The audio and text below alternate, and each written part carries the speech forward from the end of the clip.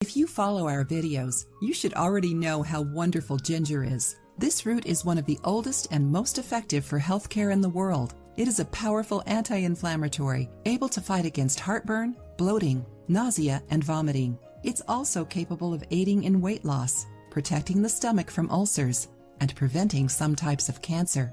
But another plant in the ginger family is just as powerful as ginger. It's turmeric. Originating in Asia, turmeric is a popular spice worldwide. It's used to give color and flavor to dishes, but the benefits of this seasoning don't stop there. Just like ginger, it is able to treat a myriad of problems that affect our health. One of these benefits is that it is an excellent remedy for treating the flu and common colds. For this, just mix turmeric with honey. Several surveys have shown that turmeric has the ability to inhibit the growth of bacteria, fungi, and viruses. The other ingredient in the recipe, honey, isn't very far behind with its natural antibiotic ability. In addition to being a powerful bactericide, honey is antiviral and fungicidal. That means it also fights viruses and fungi.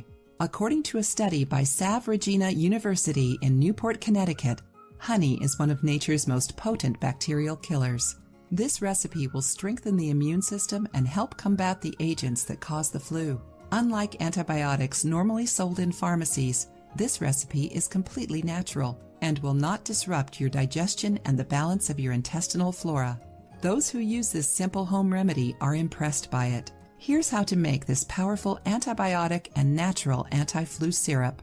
Ingredients: 1 tablespoon of turmeric, 100 grams of pure honey, preferably organic.